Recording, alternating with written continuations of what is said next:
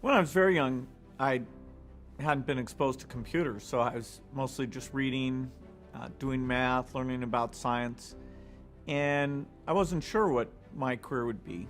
I knew I loved learning about things. I was an avid reader, but it was when I was 12 years old that I first got to use a computer, actually a very limited machine by today's standards. But that definitely fascinated me when I was first exposed. I was intrigued by figuring out what it could do and what it couldn't do, and some friends and I spent lots of time.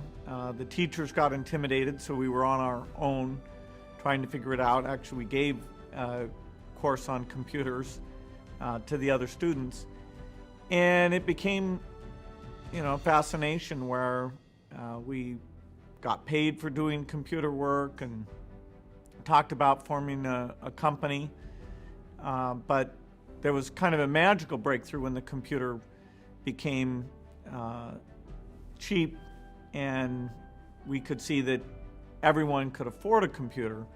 That was much later, but that's what got us to really get together and create a company for software. And so we were fascinated by what the computer could do, but very few people were getting exposure. We had to go out of our way, and we were lucky that we did it all.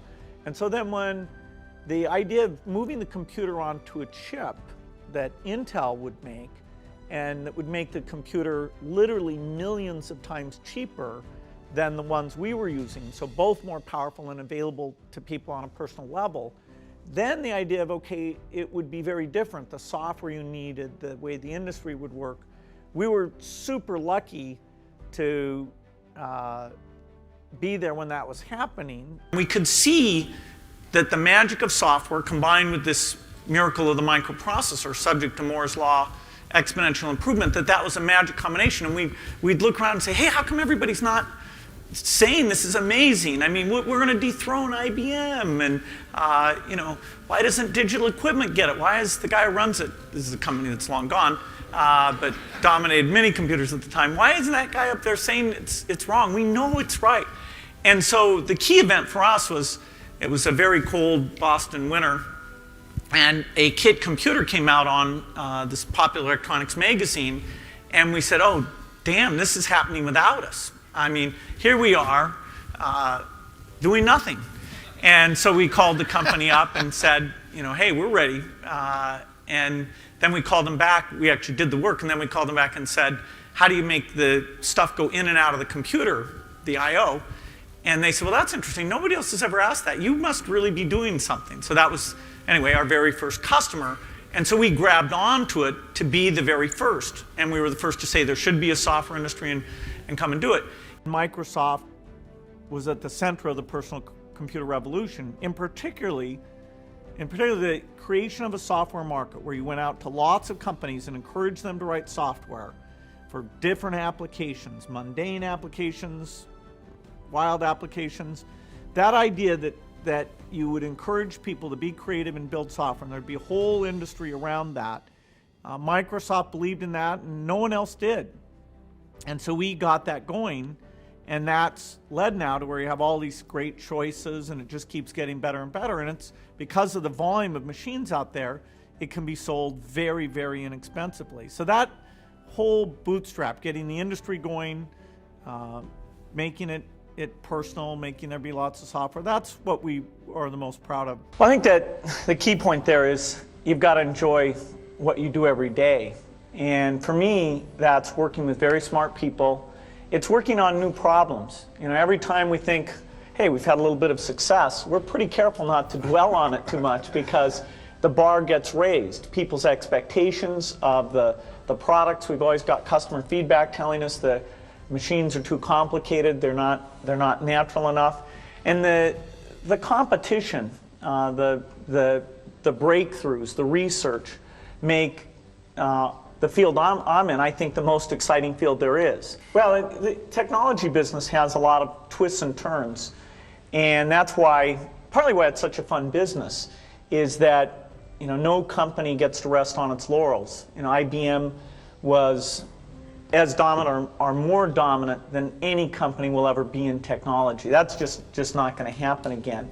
And they had the smartest people, and they had all the customer feedback, and yet they missed a few turns in the road. And so that makes you wake up every day thinking, let's try to make sure today's not the day we miss the turn in the road. Let's find out what's going on in speech recognition. Let's go find out what's going on in artificial intelligence. Let's make sure we're hiring in the kind of people who can pull those things together and make sure we don't get surprised. Sometimes we do get taken by surprise. For example, the internet came along, and we had it sort of as a 5th or 6th priority. It wasn't like somebody said internet to me and I said, oh, I don't know how to spell that. I said, yeah, I got that on my list, I'm okay. But there came a point where we realized it was happening faster, and it was a much deeper phenomena than it had been recognized in our strategy. And so that was a case where, as an act of leadership, I had to create a sense of crisis and have a couple months where we all just threw ideas and sent electronic mail around, went on a bunch of retreats, and then eventually coalesced around a few ideas where we said, okay, here's what we're going to do, here's how we're going to measure ourselves internally, and here's what the world should think, here's what we're going to tell them about what we're going to do. And that kind of crisis is likely to come up every 3 or 4 years or so. Even in the early days, if you set a computer on every desk in every home, and you'd say, okay, how many homes are there in the world? How many desks are there in the world? Can I make $20 for every home, $20 for every desk? You could get these big numbers. But part of the beauty of the whole thing was we were very focused on the here and now. Should we hire one more person? If our customers didn't pay us, would we have enough cash to meet the payroll? We really were very practical about that next thing, and so involved in the deep engineering that we didn't get ahead of ourselves. We never thought, how big we'd be. I remember when one of the early lists of wealthy people came out, and one of the Intel founders was there. The guy who ran Wing Computers actually Wang was still doing well. And we thought, boy, if the software business does well, the value of Microsoft could be similar to that. But it wasn't a real focus. The everyday activity of just doing great software drew us in. And some decisions we made, like the quality of the people, the way we were very global, the vision of how we thought about software, that was very long term.